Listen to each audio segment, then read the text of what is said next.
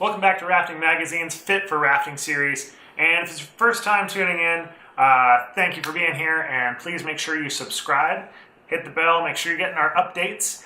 And today I want to talk about kind of a little different topic than I've been talking about the last few days. So yesterday I talked about fear, and today I want to talk about another point on keeping your mind healthy. But this is going to be a little bit different because this is going to be more of a differentiation between rafting and kayaking. So let's just dive into it here. Although we have two different sports that are basically use the river, we're in boats, we have two very different sports. We have two very different mentalities on how we work our systems and how we run trips. So, bearing that in mind, there are some huge cultural differences between rafting and kayaking, and there are a lot of videos that talk about rafting and kayaking, what the differences are, but I want to talk about some cultural stuff that I feel is really, really important for all of us rafters out there. And it's okay to be different.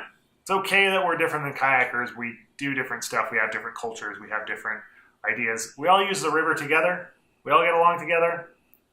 We're all going boating, so we should be enjoying that fact. But what I want to celebrate is our difference between rafting and kayaking. And in that vein, I want to talk about alcohol. Now, on rafting trips, most of us in the industry will consume alcohol at some point during a trip. It's just a common sort of thing. Lots of beer and wine are taken on commercial trips, private trips. You know, a lot of people will kick back and have a beer afterwards. Sometimes people have beers on the river. I don't drink personally, but I find that in kayaking, there's been this culture that's built up and built up and built up and built up about alcohol and how it interacts with people on the river. And I feel that spills over, since kayaking is basically the sexier sport. It spills over into rafting. You have a lot of kayakers who become raft guides, start taking rafts down, or they're just done kayaking. Things happen. You know, people move from one sport to the other. But I find what's very pervasive is the fact that people use alcohol to shaming one another is a bad word, I think, but it's more of like a bravado that people have and a culture of, hey, I hear this all the time actually, hey, you swam, now drink your booty beer. We're rafters. We don't do that. That's not really what rafters do. That's a kayaking thing. That came from kayaking. It's still in kayaking. I know very few rafters who actually will drink a booty beer because, one, it's freaking disgusting. Your foot's been in a booty all day long and you're going to pour a beer in it and drink out of that?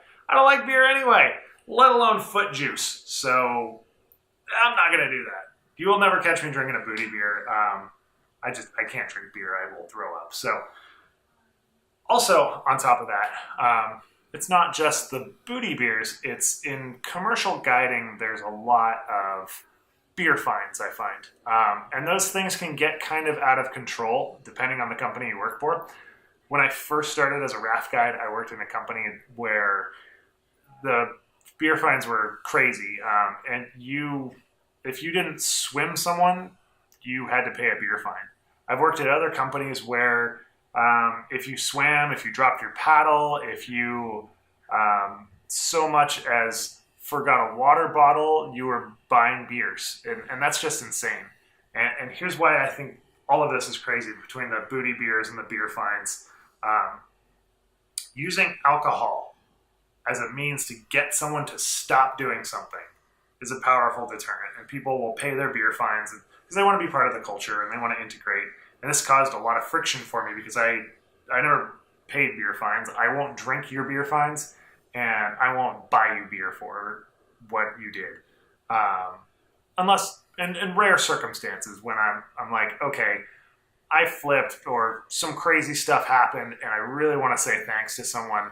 I've been wrapped on a rock for 4 hours, had some guys pull it off. I bought them some beer. And some nice beer that I thought they would like, because really, like, I just wanted to say thank you. So, but that's different. That wasn't like you have to pay this beer fine because you rapped. It was more like, hey, this is a courtesy to those other folks that helped me out. Which is totally cool. I think buying someone a gift, if you want to get some nice beer for someone or you want to get some wine, that's a great thing. But when you're a commercial guide and say you swim out of your boat, or a guest swims, those things happen in rafting, and those are all learning experiences and coachable moments. If you're a senior guide and you're listening to this, please stop it with the beer fines, guys. It is detrimental to the new guides that are underneath you and the people who are working with you. You may think it's like it's our culture and what we do, but what our culture and what we do is a lot of different things. And helping new people in the industry and creating an environment that's conducive for them to learn, as opposed to an environment where they're constantly feeling like attacked and on guard. If they do the slightest thing wrong, they have to buy beer. Not only does that, in a way, shame people into not wanting to learn, but it also hits them financially. Because if someone has a hard time staying in a boat and they've never been taught how to stay in a boat and they keep falling out and out and out and out and out, ultimately what that becomes, if you are a senior guide and you are taking beer fines from them, that is an attack on their finances. And all you're doing is you're abusing that guide, because that guide was not taught how to stay in a boat. They didn't learn that sort of thing in guide school. And if you're a senior guide at a company, I believe that that's your job to educate them. If you're a head guide, if you're a trainer, if you're teaching people anything, if you're teaching guide schools, it's your job to be doing that, to be teaching them how to stay in a boat, to educate, to help them learn. Making them buy beer is basically like just stealing money out of their pocket. Oh, you screwed up, so I'm going to steal money out of your pocket, but I'm not going to tell you how to fix it. That is messed up, on the highest level. You might as well just steal their wallet. Like that's how messed up I think that is. You can tell I'm really passionate about this, because I had a lot of times where people demanded I pay beer fines, and you know what? I just finally got to the point where I said, no, I'm not paying a beer fine, and that happened real quick. Because honestly, living as a river guide in a rafting camp,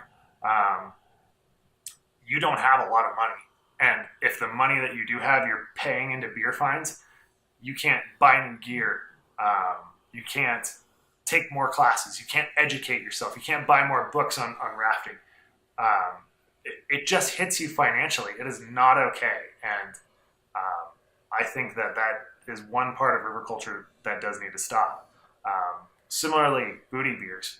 If you are a rafter and this is a group sport, okay? You are on a team. And if you are forcing your team to drink when they get off the river and shaming them because they may not have the skills to be on the same level that you are, especially if you are a senior boater and you are taking them out to run harder stuff, yet they are falling out and they are having carnage and you are making them drink beers. If you think it's some sort of like macho tough love thing, no, it's not right. That is not some sort of macho tough love. That is just you being an asshole. I'm just come out and say it. You're being an asshole to them. If you are a more experienced guide and someone continues to have problems and you keep making them drink booty beer, that is just abusive towards that person. And if you're trying to say, oh yeah, it's all in good fun, Trevor, like it's okay. No, it's not. You need to be teaching them. That is your chance to educate them, to mentor them, to be not only a fellow boater, but if you're a private boater, you guys are friends. Why would you do that to your friends? Yeah, you can give them a bunch of crap. If you want to do that, that's fine.